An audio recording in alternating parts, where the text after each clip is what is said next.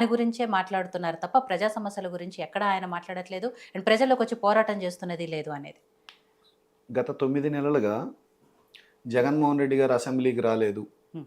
వాళ్ళకి 11 ఇవన్నీ మనం వింటున్నాం. జగన్ జగన్ జగన్ జగన్ నామస్మరణ. ఆయన అసెంబ్లీకి రాలేదనే మీరు హామీలు అమలు జరపట్లేదా?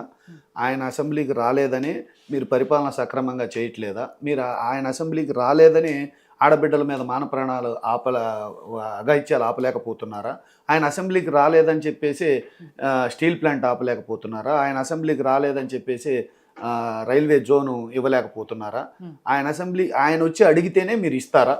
ఇక్కడ ఒక చిన్న విషయం ఏంటంటే, ముఖ్యంగా 11 11 11 అని చెప్పేసి ఆల్ ఓవర్ ఆంధ్ర దగ్గర నుంచి ఆల్ ఓవర్ వరల్డ్ వరకు ఆ 11 మంది బ్లూ షర్ట్స్ వాళ్ళు చూసిన సంచలనం మీరు చూశారు మొన్న ఈ మధ్య. ఆ బ్లూ షర్ట్స్ వాళ్ళు 11 మంది ప్రపంచంలో 11కు పైగా ట్రోఫీలు, 11కు పైగా సిరీస్లు, 11కు పైగా మ్యాన్ ఆఫ్ ది మ్యాచ్లు, 11కు పైగా కప్పులు అన్నీ గెలిచి చూపించారు. 11 అనే పదం విన్నా 11 జగన్మోహన్ రెడ్డి గారు పేరు చెప్పిన సుస్సు పోసుకుంటున్నారు. అందుకనే వాళ్ళు రూల్ బుక్లో పార్లమెంటరీ వ్యవస్థలో ఎక్కడైనా సరే ప్రభుత్వానికి వ్యతిరేకంగా ప్రభుత్వాన్ని ప్రశ్నించే వాళ్ళు ఒక్కరున్నా ప్రతిపక్ష హోదా ఇవ్వచ్చు అనేది రూల్ బుక్లో ఉంది. కోర్టు రూల్ బుక్ అడిగింది. కోర్టుకు రూల్ బుక్ ఇవ్వకుండా సంప్రదాయాలు చెప్తుంది. ప్రతిపక్షం ఒక్క సీటున్నా కూడా ప్రతిపక్ష హోదా ఇవ్వచ్చు అని ఎక్కడ ఉంది? రూల్ పార్లమెంటరీ వ్యవస్థలో ఉంది. పవన్ కళ్యాణ్ గారు పార్లమెంట్ కోర్టు అడిగింది కదా. జర్మనీలో కాదు, కోర్టు అంటే నేను సెక్షన్ అవన్నీ ప్రిపేర్ అయ్యి రాలేదు. మనం జనసేన టాపిక్ గురించి వచ్చాం. మన దగ్గర ఉందా? కోర్టు అడిగింది, హైకోర్టు, ఆనరబుల్ హైకోర్టు ఇవ్వకూడదు అనే దానికి మీరు చెప్పే కారణాలు రూల్ బుక్ తీసుకురమ్మని అడిగింది. దానికి స్పీకర్ గారు, ఆనరబుల్ స్పీకర్ గారు చెప్పిన సమాధానం ఏంటంటే సంప్రదాయం చెప్తున్నారు. సంప్రదాయం కూడా ఇక్కడ చెప్తున్నాడు, కోర్టుకి సబ్మిట్ చేయట్లేదు. ప్రభుత్వం కోర్టుకు సబ్మిట్ చేయాలి కదా. హైకోర్టులో ఉంది కేసు, కోర్టు అడిగింది, కోర్టుకి సబ్మిట్ చేయాలి. అది విషయం. ఇంకా వాళ్ళు ఇవన్నీ చెప్తూనే ఉంటారు. జగన్మోహన్ రెడ్డి గారు ముఖ్యంగా మొన్న ఈ మధ్య అసెంబ్లీ జరుగుతున్న బడ్జెట్ సమావేశాలు జరుగుతున్నప్పుడు ఆయన 2 గంటల పాటు మీడియా సమావేశం పెట్టి అథెంటిఫికేషన్ డేటా తోటి కాగ్ రిపోర్ట్లు, సెంట్రల్ గవర్నమెంట్ రిపోర్ట్లు, ఆర్బీఐ రిపోర్ట్లు, నీతి ఆయోగ్ రిపోర్ట్లు అన్నిటితోటి మా గత ప్రభుత్వం ఏం చేసిందని చెప్పేసి ఫిగర్స్తో సహా ఒక డేటా మొత్తం ప్రొజెక్ట్ చేసింది. దానికి ఇంతవరకు కూటమి ప్రభుత్వం ఇది తప్పు, ఈ ఫిగర్ తప్పు, మీరు చెప్పింది తప్పు అని చెప్పేసి ఇంతవరకు చంద్రబాబు నాయుడు గారు కానీ, ఫైనాన్స్ మినిస్టర్ కానీ, శాసనసభలో ఎవ్వరు కూడా ఇంతవరకు మీరు చెప్పిన ఫిగర్స్ తప్పు అని చెప్పాల. చివరిలో ఒక విలేకరు అడిగిన క్వశ్చన్కి ఇచ్చిన సమాధానం తోకబొట్టుకొని దాని మీద ఇష్యూ డైవర్ట్ చేస్తూ మాట్లాడుతున్నారు తప్పితే మేము చెప్పిన డేటాకి ఇంతవరకు వాళ్ళు ఆన్సర్ చేయలే. అది అక్కడ ఉన్న విషయం. ఈ ప్రభుత్వం అరుపులు ఎక్కువ, ఆచరణ తక్కువ, హామీలు ఎక్కువ, అమలు జరిపేది తక్కువ. ఈ చెప్పుకుంటూ పోతే అబద్ధాలు ఎక్కువ, నిజం నిల్లు. ఈ విధంగా వాళ్ళు ప్రయాణం చేస్తున్నారు. కేసులు ఎక్కువ, బెదిరింపులు ఎక్కువ, ప్రజలను రక్షించటం, ప్రజల హామీలు అమలు జరపడం తక్కువ. 210 రోజుల్లో గత ప్రభుత్వం మేము మేనిఫెస్టో ఏదైతే ఉందో 210 రోజుల్లోపు 95% హామీలు ఆచరణలోకి తెచ్చాం. 210 రోజులు కరోనా ఉంది, 2 సంవత్సరాలు కరోనా మహమ్మారి ఉన్నా 210 రోజుల్లోపు ఇచ్చిన మేనిఫెస్టోలో హామీలన్నీ 95% అమల్లోకి తెచ్చాం. ఇప్పుడు వీళ్ళు ఫెన్షన్ ఇచ్చామని అంటున్నారు. ఫెన్షన్ మేము అన్నమాట ప్రకారం ఫెన్షన్ ఇచ్చామంట. అదే 5 సంతకాల్లో జాబ్ క్యాలెండర్, ఇది డిఎస్సి, మెగా డిఎస్సి డిసెంబర్ కల్లా పూర్తి చేస్తామని చెప్పారు. డిసెంబర్ పోయి ఇప్పుడు మార్చి, దాని ఊసే లేదు. ఇక జాబ్ క్యాలెండర్ ప్రతి జనవరి జాబ్ క్యాలెండర్ ప్రకటిస్తామని చెప్పారు. కూటమి ప్రభుత్వం మేనిఫెస్టోలో ప్రతి జనవరి 1వ తారీఖు జాబ్ క్యాలెండర్ ఉంటుందని చెప్పారు. మేనిఫెస్టో ఒకసారి చెక్ చేసుకోండి. అది జాబ్ క్యాలెండర్ ఎక్కడ కూడా జనవరి 1 అనేది జంగల్ చెప్పిన అప్పట్లో జనవరి 1 క్యాలెండర్ ఆయన కన్ఫ్యూజ్ చేస్తారు.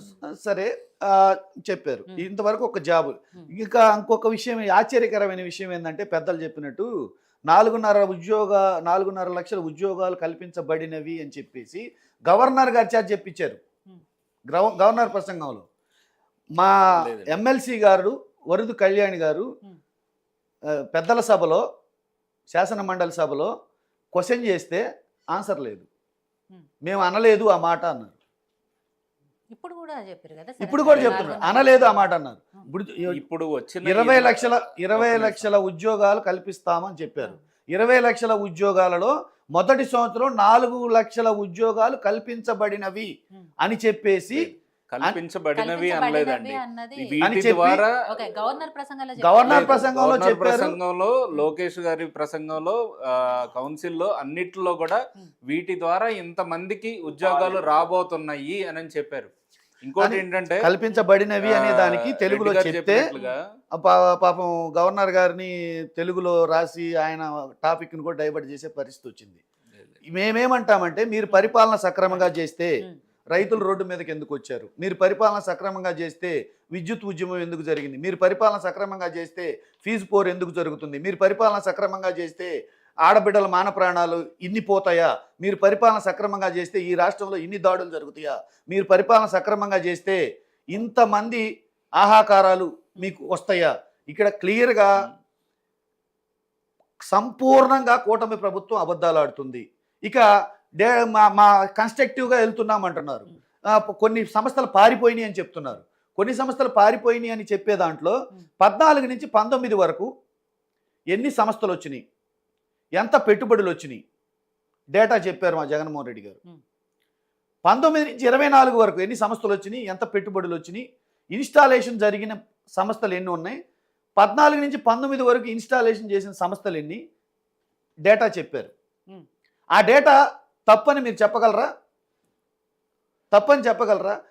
కూటమి ప్రభుత్వం చంద్రబాబు నాయుడు గారు రాజకీయాల్లోకి వచ్చిన దగ్గర నుంచి ఇప్పుడు జరిగేది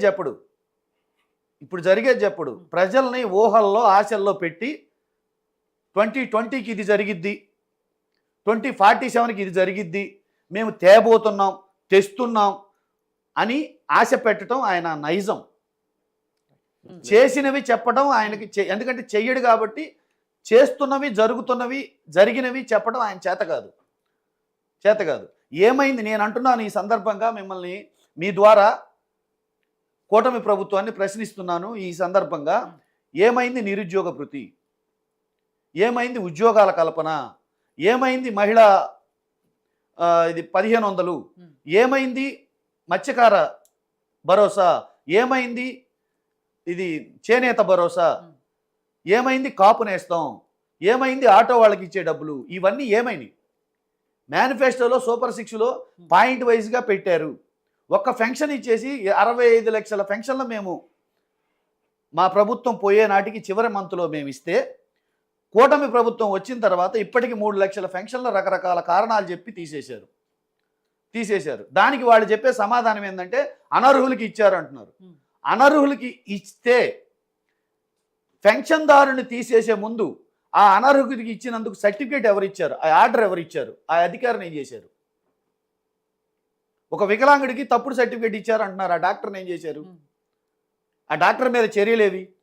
ఒక ఎండిఓ ఒక తప్పుడు పెన్షన్ శాంక్షన్ చేశాడు. ఆ ఎండిఓ మీద చర్యలేవి? కేవలం డైరెక్ట్గా చంద్రబాబు నాయుడు గారే, ఈ రాష్ట్ర ముఖ్యమంత్రి వర్యులే రాజ్యాంగానికి విరుద్ధంగా, ప్రమాణ స్వీకారానికి విరుద్ధంగా డైరెక్ట్గా అధికారిక సభలో వైఎస్ఆర్సీపీకి ఓట్లు వేసిన వాళ్ళకి ఎటువంటి సహాయం చెయ్యొద్దు అని చెప్పేసి నా మాటల్ని వక్రీకరించారు. నా ఉద్దేశం అది కాదు అనేది ఆయన చెప్పారు.